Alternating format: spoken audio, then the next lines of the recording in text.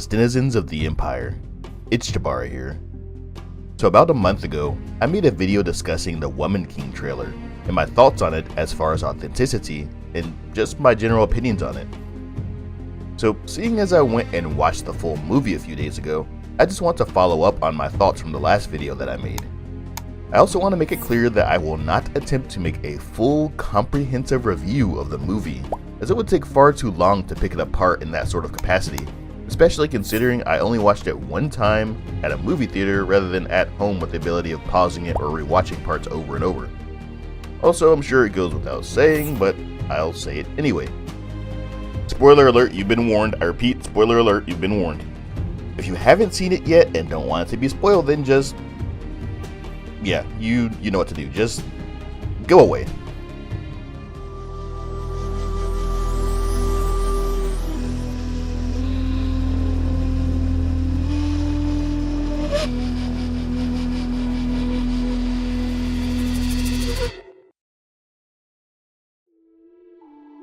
So, the first thing I want to discuss is actually a Twitter and Discord post that I made around the same time that I released a previous video.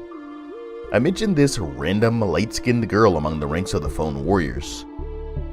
On both Discord and Twitter, the majority of responses I got said things like, "Not all black people are the same color," or "You shouldn't judge it so quickly based on the trailer alone."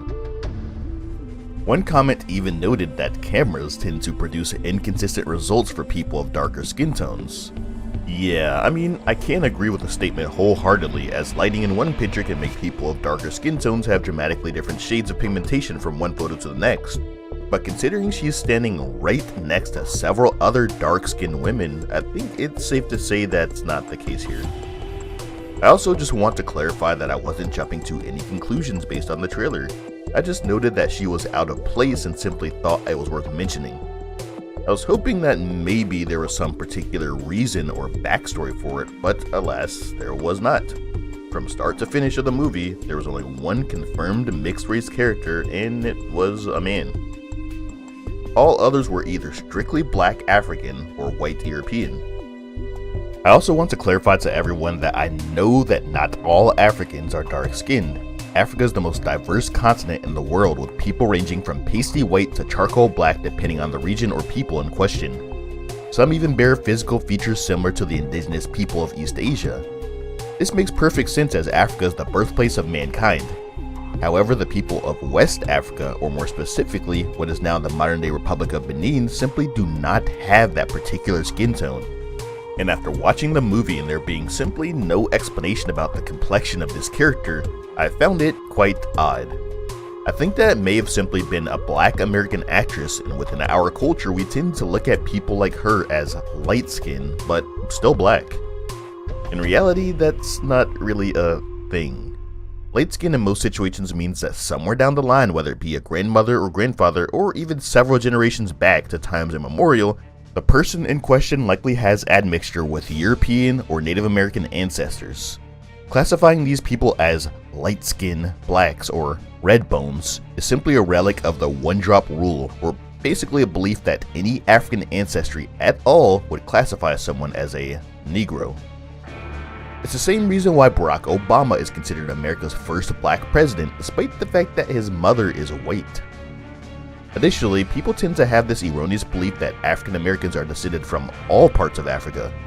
The term African American itself is a misnomer, because for the most part, black people in the United States are descended from West Africa and Central Africa. Both of these areas are primarily inhabited by people with relatively dark skin, and though some people such as the Igbo and Fulani exhibit lighter skin tones on occasion, one would be far-fetched to find any of them that would stand out as much as this girl does. Anyway, this is a relatively small nitpick, but come on, she sticks out like a sore thumb. Somebody had to say it. I just want to briefly shout out Happy Hippo Herbals for making this video possible. Happy Hippo Herbals is a provider of numerous alternative medicine products, some of which I use regularly to help me stay focused and feel less anxious in my daily life. If you use my referral link or referral code FN10, you can receive a 15% discount on all Happy Hippo Herbals products. Go to fromnothing.info/market for my affiliate link and for links to other partners that I've worked with in the past. Next, I want to point out the Horsemen shown in the beginning of the video. As many of you had already speculated before in my comment section, these men were indeed representations of the Yoruba horsemen from the neighboring Oyo Empire. That doesn't explain, however, the shields that they carried, as these were not traditionally used by the Yoruba people, so I don't know where they come into play. However, their use of horses is factual, despite the fact that they were rarely used in this part of West Africa. The Oyo were exceptional in their use of horses, as the region was not really conducive to the well-being of these beasts of burden due to the endemic diseases that decimated them, and one would have to travel further north to see other cavalry-based armies. Also, during this time in history, the king of Dahomey was a vassal to the Oyo Empire, and as such, Dahomey was expected to pay annual tributes to the Oyo Empire, primarily in the form of slaves, which brings me to my next observation. In my last video, I mentioned the heavy criticism on the movie centering around a kingdom that had such a large role in the slave trade. While it is true that the Dahomey was indeed a key player in the slave trade, we simply cannot ignore the fact that European traders were too participants in the slave trade, and even exacerbate the West African economy in favor of it. Despite the horrific reality of this, we don't go canceling any and all movies based on Britain or France, for example, just because of their role in slavery, do we? In fact, both of these facts are common and recurring themes in the movie, and all parties involved are thoroughly discussed and explained in detail. Their reasons, opinions, and motives. In fact, as part of the plot, it was explained that the Dahomey warriors would capture slaves to sell at their ports directly to European powers and pay others to the Oyo Empire as tribute, who too would trade them to European buyers. One theme that was brought up prominently in the movie by the lead General Nanisca was the prospect of ending the slave trade, as it was becoming increasingly evident that Europeans had an entirely different mindset towards slaves and Africans as a whole, which was one of resentment and inferiority. Nanisca could see that Europeans only sought to turn the African people against one another while making themselves more powerful in the process, and historically this was accurate, a strategy known as divide and conquer.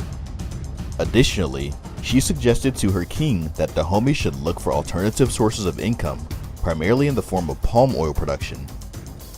In fact, the palm oil industry is what replaced the slave trade in the nearby kingdom of Benin in the 19th century.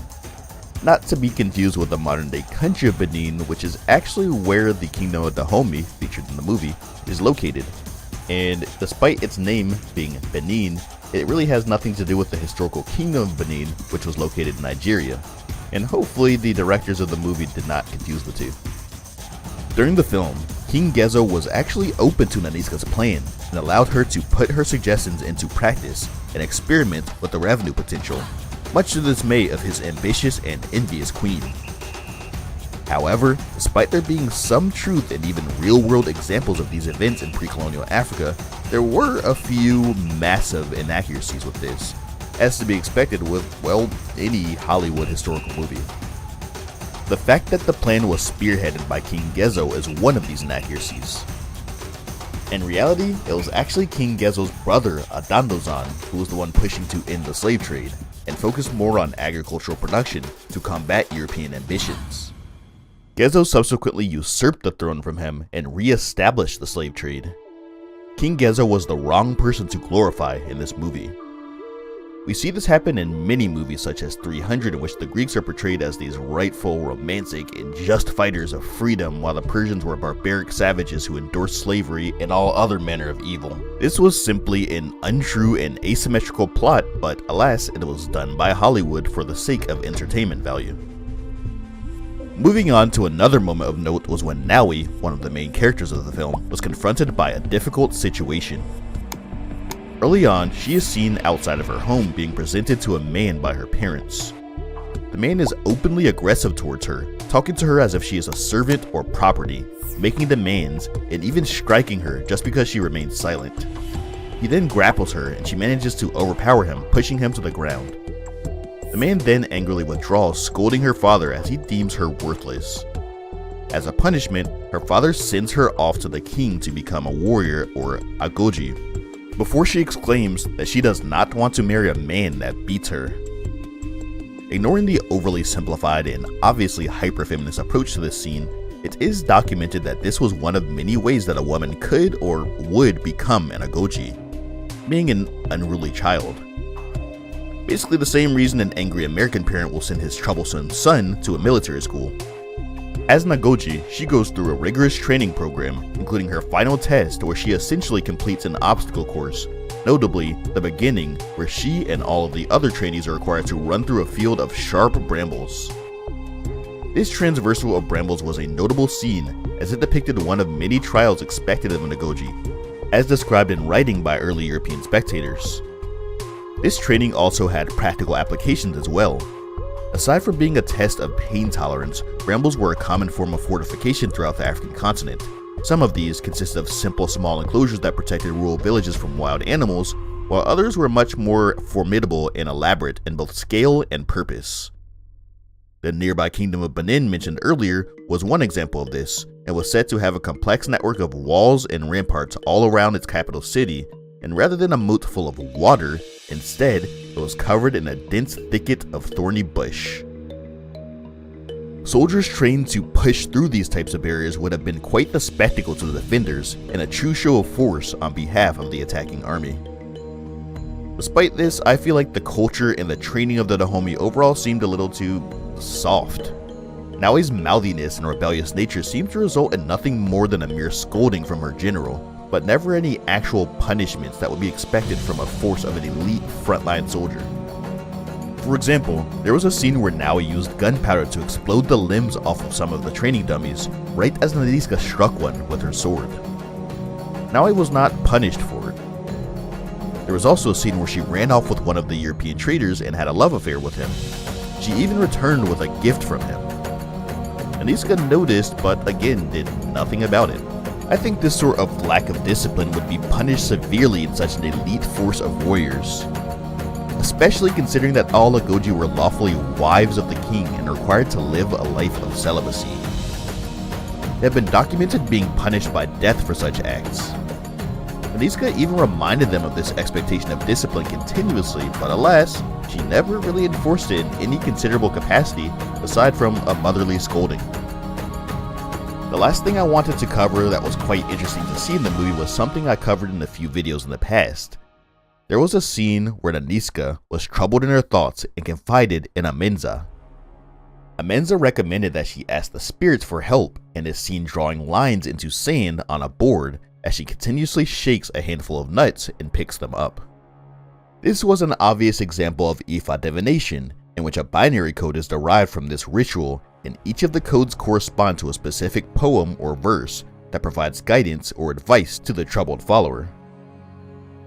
In addition, each of these poems or verses is associated with a particular god or goddess from the Yoruba pantheon. Although the Dahomey people are Fon and not Yoruba, their Vodun religion is closely related to the former, and additionally, they were a vassal of the Oyo Empire, a large Yoruba state to the east of them.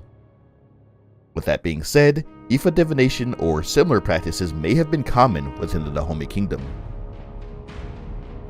All in all, I think the movie was a great watch. It wasn't spectacular by any means, but it was a well worth the watch, and not just because of my African history bias. It was a genuinely well written and well directed movie, despite a few quirks here and there. Additionally, I hope that its emphasis and explanation of the slave trade and the complexity of the issue put the cringe-worthy downvoters to rest, or at the very least, silence their now invalid issues with it. I hope you all enjoyed the video, and if you've seen The Woman King, please comment down below and let me know what you thought of it and what I could or should have included in this short review. If you enjoyed the content, don't forget to like, share, comment, and subscribe. For sources, check out my website, linked below. If you'd like to support future projects, you can do so there as well, or by clicking the join button below, or by becoming a patron. I hope you all enjoyed the video. Thanks for watching as usual, and always remember, we don't come from nothing.